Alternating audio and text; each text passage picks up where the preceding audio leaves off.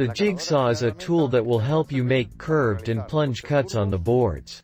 Also straight cuts, but provided they are of low precision. The most important thing about the jigsaw is that it has a variable speed dial. For hard materials, use the lowest speed, and, for soft materials, the highest speed. Furthermore, it has an orbital action switch like this one. The oscillate forward and back, which makes the tip of the blade move in a semi-elliptical motion, will allow faster cutting. We are going to put a blade and I am going to show you how to make a cut. To make a straight long cut, this is the best type of blade, a universal tooth blade for wood cutting. So it is a very wide blade. That way, you're going to get it to move very little. To assemble the blade, introduce it here and you press until the trigger has closed. You make sure that it is well assembled, and we can start cutting. We are going to clamp the board. It is important that the pieces that you are going to cut or to mechanize are always well clamped to the workbench. Thus, you only have to worry that the cut comes out perfectly straight. We are going to mark a cut line, for example, like this. To start cutting we need two things. As you have seen, I have been manipulating the tool all the time without plugging it in, so now we must plug it in.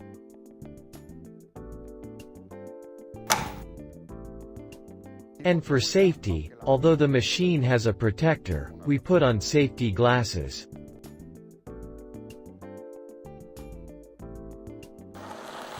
Before reaching the end of the cut, it is important that you clamp the piece, from the starting point of the cut, to prevent it from falling and damaging one of its corners.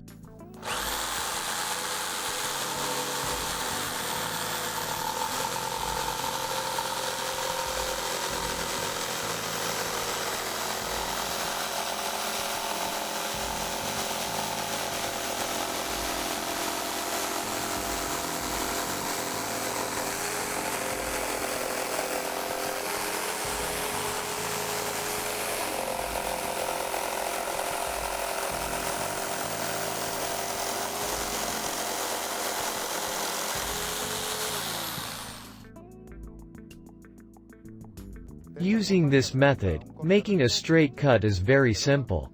Now, we are going to make another one so that you can see very closely how the orbital action works. Let's mark it.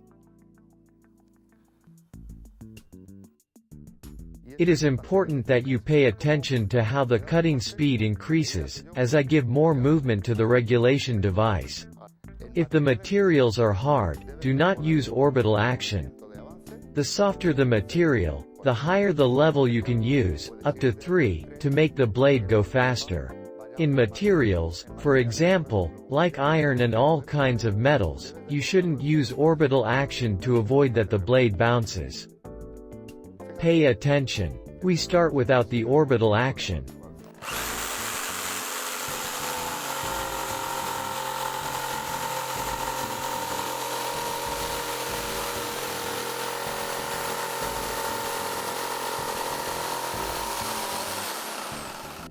Now, as I am cutting, I am going to change it and put it to the maximum movement.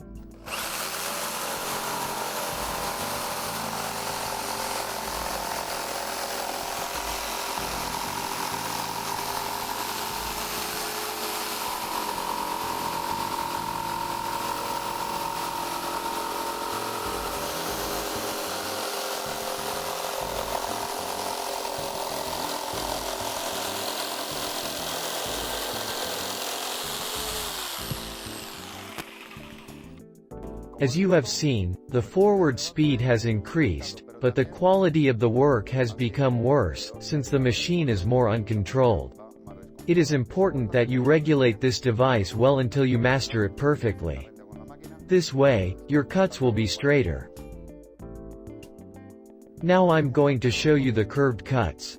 But look carefully, if the cut you have to make is of a large diameter, for example, like this one, you can use the same blade to make the cut, since you will have a lot of space to insert the blade.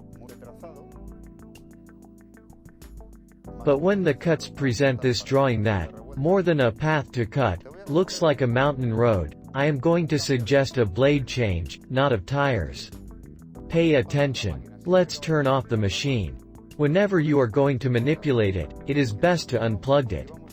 We remove this blade and let's install this one. As you can see, this very thin blade will practically allow you to rotate on its own axis. We install it, plug it in and, as before, put on the safety glasses. Now it is also important that you do something else. Try not to be gossip. Do not look ahead of the machine. Otherwise you will tilt the machine with your own body and change the cutting angle. You will get the beveled cuts.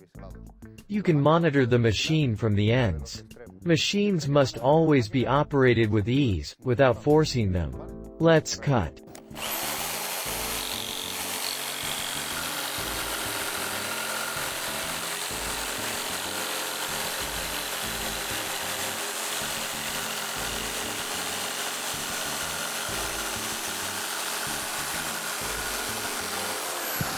Sometimes, it can happen, that you have not started the work in the most suitable posture. In this case, stop the machine, take it out of the cut, place the board as best suits you, put your safety glasses back on, introduce the tool and continue with the cut from the point where you left it.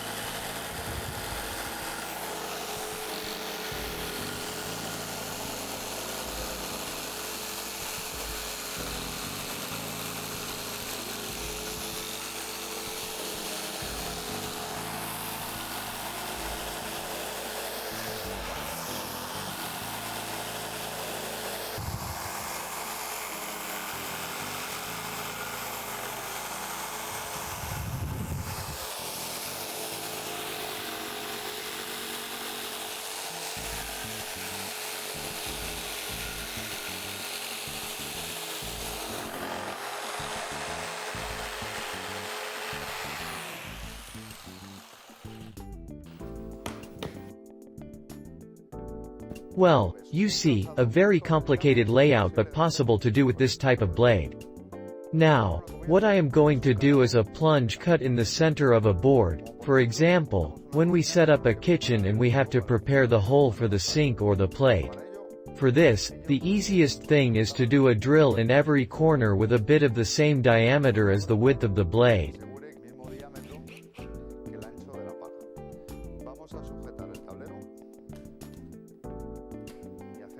We are going to hold the board and do the first 2 holes inside the box we have marked.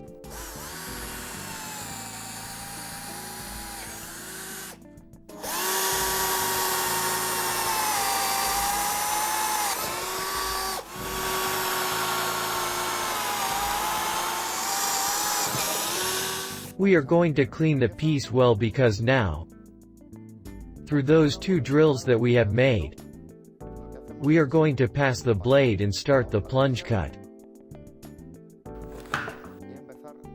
First, we are going to make this cut.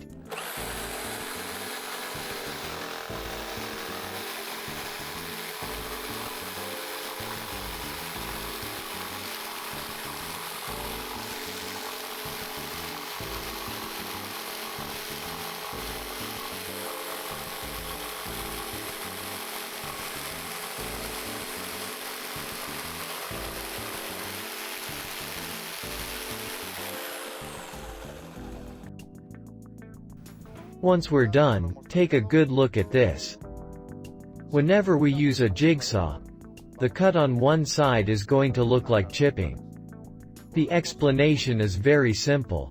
It is because the tooth of the blade points upwards. This means that this tooth, when it comes out, will chip because it will damage the surface of these types of boards. You can do two things. One is to reverse the position of the part, so as not to damage the surface you are working on. But sometimes you cannot disassemble the piece and turn it over. So we need a solution. The one I offer you is to use a blade like this. It is one blade the same as the other, but, if you look closely, the tilt of the tooth points downwards. I'm going to show you both so you can compare them well. As you can see, one is downwards and the other is upwards. That means that the one with the tooth downwards is going to chip us the face that does not interest us. We unplug the machine, assemble the blade and make sure, as always, that it is properly assembled. We are going to add another clamp, because we are going to cut further from the board, so it will be better clamped. Also, to avoid damaging the visible face, you could do something else. Invert the position of the machine. But I am not going to do it, nor I am not going to advise you to do it, because all the security systems that this machine has, are designed so that the machine works in this way, resting the base on the shoe and working with it from above. We are going to make this cut and you are going to see how the area through which we pass is completely clean. We plug in the machine.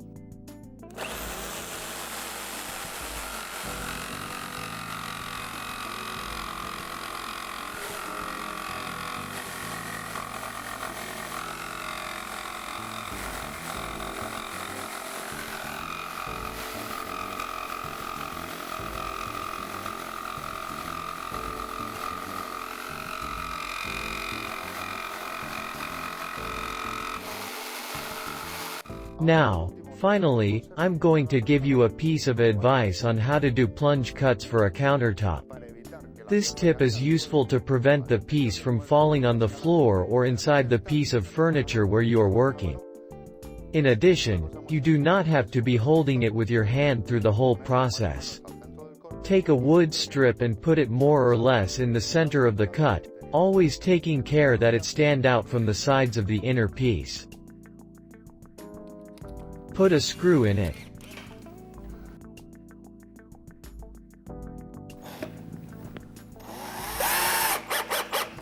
In this way, the piece is attached to the board and, thus, it will not fall down. We put on the safety glasses.